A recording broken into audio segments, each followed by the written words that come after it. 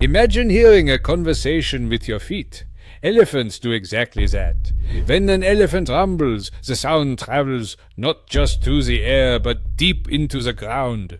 Other elephants, even miles away, pick up these faint tremors through sensitive pads on their feet and trunks. These seismic messages can warn of danger, call for help, or signal a reunion. It is a silent language, invisible to us, but vital to their survival. Would you expect this from nature?